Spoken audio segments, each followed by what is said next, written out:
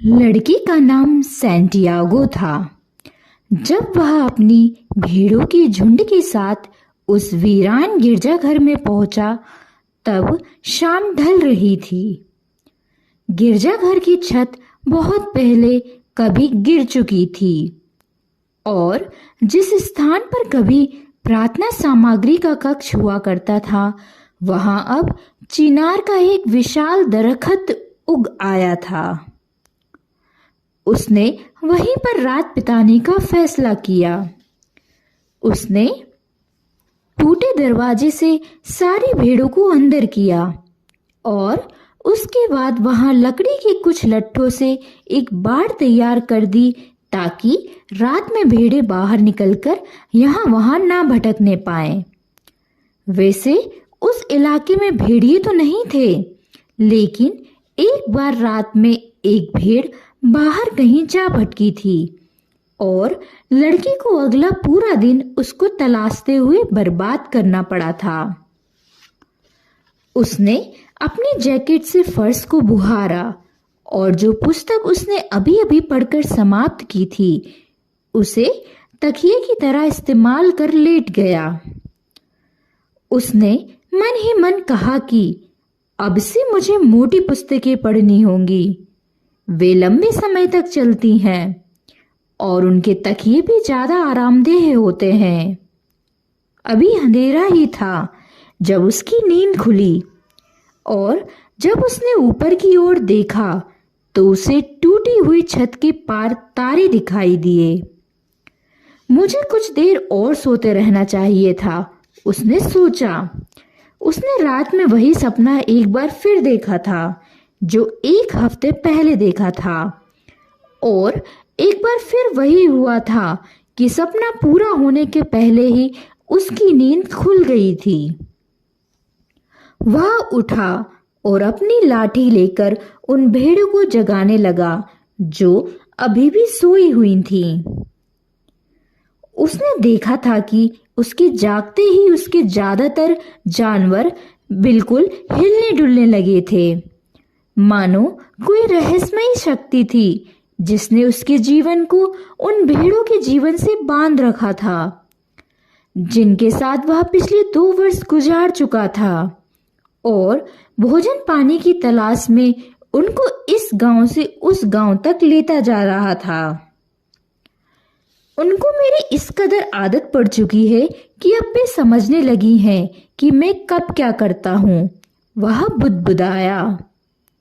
इस बारे में कुछ पल सोचने के बाद उसे लगा कि बात इसके उलट भी हो सकती है कि वह खुद ही उनकी दिनचर्या का आदी हो गया हो। लेकिन उनमें से कुछ भेड़ें ऐसी भी थीं जिन्होंने जागने में थोड़ा ज्यादा वक्त लिया। उसने एक एक कर उनको अपनी लाठी से कोंचते हुए उनका नाम लेकर पुकारा। उसका हमेशा से यह विश्वास रहा था कि वह जो कुछ भी कहता है, भेड़ें उसे समझ लेती हैं। इसलिए ऐसे वक्त भी आते रहे थे जब किसी पुस्तक को पढ़ते हुए उसे उसके जो हिस्से बहुत प्रभावित करते थे, वे हिस्से वह भेड़ों को पढ़कर सुनाया करता था। या ऐसे वक्त जब वह उनके चारागाहों में जीवन गुजारते गडरियों के अकेलेपन या खुशियों के बारे में बताता था। कभी कभी वह उनके सामने उन चीजों पर टिप्पणियां भी किया करता था जो उसने उन गांवों में देखी थी जहां से वो गुजर रहे होते थे। लेकिन पिछले कुछ दिनों से वह उनसे सिर्फ एक ही बात करता रहा था, एक लड़की के बारे में जो उस गांव के एक दुकानदार की बेटी थी, जहां वे 4 दिन बाद पहुंचने वाले थे। उस गांव में वह एक ही बार गया था, पिछले साल। वह दुकानदार कपड़ों की एक दुकान का मालिक था और वह हमेशा कहा करता था कि भेड़ों का ऊन उसी के सामने काटा जाए ताकि किसी तरह की कोई धोखाधड़ी ना हो। उसने एक दोस्त ने उसे उस दुकान के बारे में बताया था और वह भेड़ों को लेकर वहां गया था। मैं कुछ ऊन बेचना चाहता हूँ, लड़के ने दुकानदार से कहा। दुकान में ग्राहकों की भीड़ थी, इसलिए दुकानदार ने गडरिये से दोपहर बाद का इंतजार करने को कहा। लड़का दुकान की सीढ़ियों पर बैठ गया और उसने अपने थैले से एक पुस्तक निकाल ली। मैं नहीं जानती थी कि गडरिये पढ़ना भी जानते हैं। उसके पीछे से एक लड़की की आवाज आई। वह लड़की एंडलूसिया इलाके की खास पहचान लिए हुए थी। लहराते हुए काले बाल और मूर विजेताओं की फीकी सी याद दिलाती आंखें। हाँ, वैसे मैं पुस्तकों से ज्यादा अपनी भेड़ों से सीखता हूँ, उसने जवाब दिया। उनके बीच 2 घंटे तक बातचीत होती रही, जिस दौरान लड़की ने बताया कि वह उस दुकानदार की बेटी है। उसने गांव के जीवन के बारे में बताया कि वहां हर दिन एक जैसा होता है। गडरिये ने उसे एंडलूसिया के देहातों के बारे में बताया और उन कस्बों की खबरें सुनाने लगा जहां रुकता हुआ वह आया था। वह अभी तक भेड़ों से बतियाता आया था, इसलिए यह वार्तालाप एक सुखद बदलाव था। तुमने पढ़ना कैसे सीखा? बातचीत के दौरान लड़की ने पूछा। जैसे हर कोई सीखता है, उसने कहा, स्कूल में। अच्छा, अगर तुम्हें पढ़ना आता है तो फिर तुम निरे गडरिये क्यों हो? जवाब में लड़का कुछ यूं बुदबुदाया जिससे वह उसके सवाल का जवाब टाल सकता। वह अच्छी तरह से जानता था कि लड़की उसकी बात कभी नहीं समझ पाएगी। उसने अपनी यात्राओं के किस्से जारी रखे और लड़की खौफ और अचरज से अपनी मूरी आंखें फाड़े उसकी बातें सुनती रही। जैसे जैसे समय बीतता गया, लड़के ने पाया कि वह कामना कर रहा था कि काश वह दिन कभी न बीते। लड़की का बाप उसी तरह व्यस्त बना रहे और उससे 3 दिन तक इंतजार कराता रहे। उसने पाया कि वह कुछ ऐसा अनुभव कर रहा था जैसा उसने उसके पहले कभी नहीं किया था। हमेशा हमेशा के लिए एक जगह पर टिककर रहने की आकांक्षा। उसे लगा कि काले बालों वाली लड़की के साथ उसके दिन कभी पहले जैसे नहीं रह जाएंगे। लेकिन आखिरकार वह दुकानदार प्रकट हुआ और उसने लड़के से 4 भेड़ों का ऊन काटने को कहा। उसने ऊन की कीमत चुकाई और लड़के से अगले बरस फिर से आने को कहा। और अब सिर्फ 4 दिन बाकी थे जब वह एक बार फिर उसी गांव में पहुंचने वाला था। वह उत्तेजना से भरा हुआ था और उसी के साथ साथ असहज भी महसूस कर रहा था। क्या जाने वह लड़की उसे भूल तो नहीं चुकी होगी।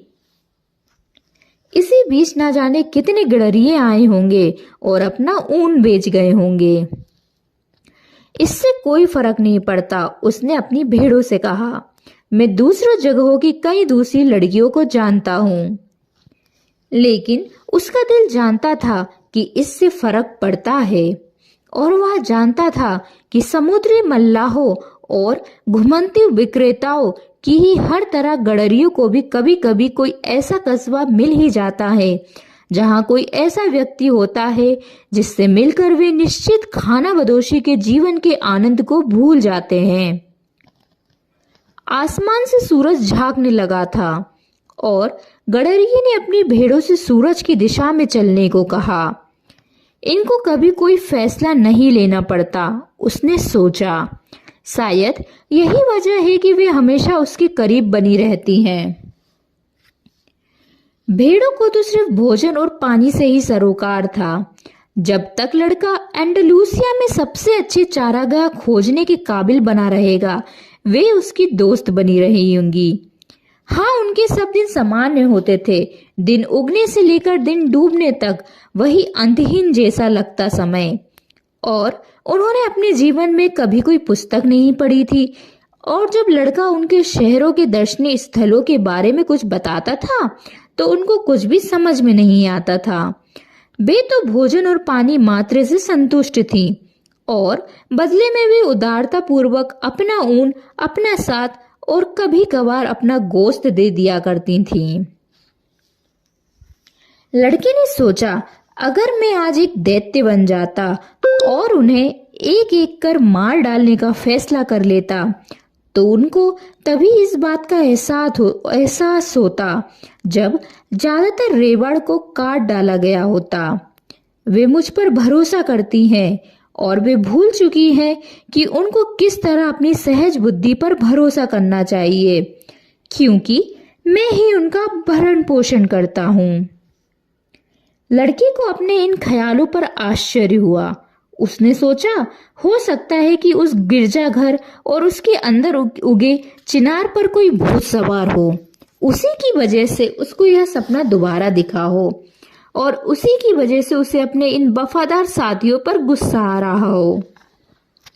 उसने वह थोड़ी सी वाइन पी जो पिछली रात के भोजन के बाद बची रह गई थी और फिर अपने जैकेट को अपने शरीर के और करीब खींच लिया। वह जानता था कि अब से कुछ ही घंटे। लड़के को अपने इन ख्यालों पर आश्चर्य हुआ। उसने सोचा, हो सकता है कि उस गिरजाघर और उसके अंदर उगे चिनार पर कोई भूत सवार हो।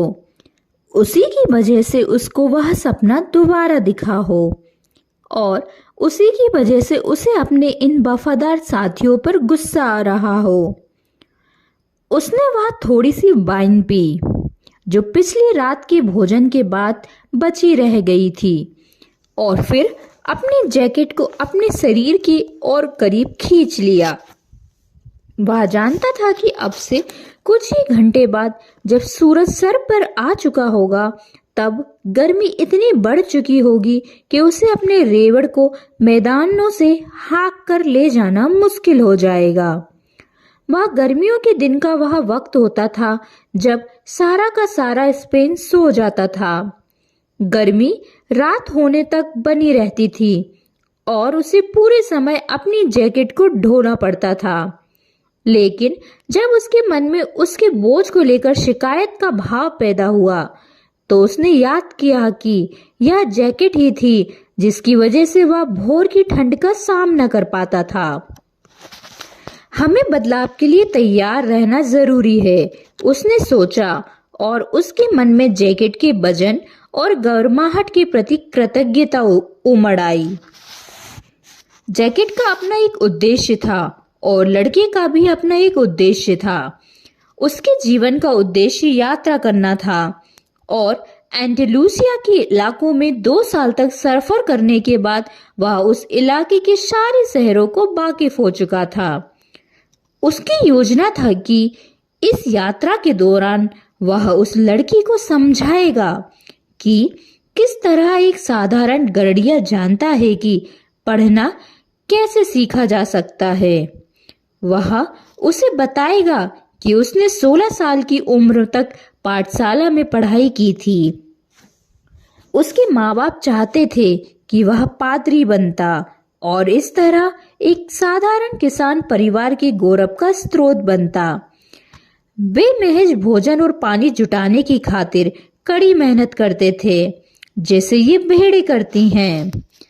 उसने लैटिन, स्पेनिश और धर्मशास्त्र की पढ़ाई की थी, लेकिन बचपन से ही उसकी ख्वाहिश दुनिया को जानने की रही थी और यह ईश्वर के बारे में जानने तथा आदमी के पापों को समझने में ज्यादा महत्वपूर्ण था। एक दोपहर जब वह अपने परिवार से मिलने पहुंचा, तो उसने किसी तरह हिम्मत जुटाकर अपने पिता से कहा कि वह पादरी नहीं बनना चाहता, वह यात्रा करना चाहता है। बेटा, तमाम दुनिया के लोग इस गांव से होकर गुजरे हैं, उसके पिता ने कहा। वे नई चीजों की खोज में आते हैं, लेकिन जब वे यहाँ से जा रहे होते हैं तो वो वैसे के वैसे बने रहते हैं जैसे पहले थे। वे किले को देखने पहाड़ पर चढ़ते हैं और वे अंत में यही सोचते हैं कि गुजरा जमाना आज के जमाने से बेहतर था। भले ही उनके बाल भूरे हों या चमड़ी काली हो, लेकिन वे बुनियादी तौर पर होते वैसे ही हैं जैसे यहाँ के लोग हैं। लेकिन मैं कस्बों में जाकर वहां के वे किले देखना चाहता हूँ जिनमें लोग रहते हैं, लड़के ने समझाया। वे लोग जब हमारे गांव देखते हैं तो कहते हैं कि वे यहाँ हमेशा के लिए बस जाना चाहते हैं। उसके पिता ने अपनी बात जारी रखी। ठीक है, मैं भी उनके मुल्क को देखूंगा और देखूंगा कि वे किस तरह रहते हैं, बेटे ने कहा। जो लोग यहाँ आते हैं उनके पास ढेर सारा पैसा होता है, इसलिए वे यात्रा कर पाते हैं, उसके पिता ने कहा। हमारे बीच तो सिर्फ वही लोग यात्रा करते हैं जो गडरिये होते हैं। तो ठीक है, मैं गडरिया ही बनूंगा। उसके पिता ने फिर कुछ नहीं कहा। अगले दिन उसने बेटे के लिए एक बटुआ दिया जिसमें सोने के 3 प्राचीन स्पेनिश सिक्के थे। ये सिक्के मुझे एक दिन खेत में मिले थे। मैं चाहता था कि ये तुम्हें विरासत में मिलते, लेकिन अब तुम इनसे अपनी भेड़ें खरीदना। जाओ चारागाहों में, लेकिन एक दिन आएगा जब तुम्हें समझ में आएगा कि हमारे गांव से अच्छी जगह कोई दूसरी नहीं है और हमारे यहाँ की स्त्रियों से सुंदर कोई दूसरी स्त्रियां नहीं हैं। और उसने लड़के को आशीर्वाद दिया। लड़का स्वयं अपने पिता की आंखों में दुनिया का भ्रमण करने में सक्षम होने की आकांक्षा देख सकता था, एक ऐसी आकांक्षा जो अभी भी जीवित थी, बावजूद इसके कि उसके पिता पीने के लिए पानी, खाने के लिए भोजन और हर रात एक ही छप्पर तले सोने के बोझ तले बरसों पहले उस आकांक्षा को दफना चुके थे। क्षितिज पर लालिमा छाई हुई थी और अचानक सूरज प्रकट हुआ। लड़के ने अपने पिता से हुई उस बातचीत के बारे में सोचा और खुश हुआ।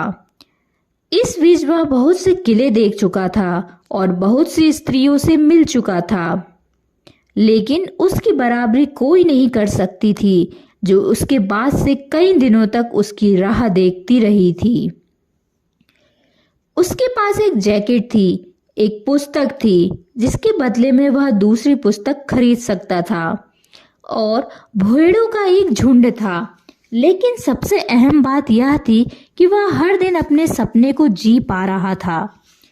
अगर वह एंडलूसिया के चारागाहों से तंग आ जाता तो वह अपनी भेड़ों को बेचकर समुद्र पर जा सकता था।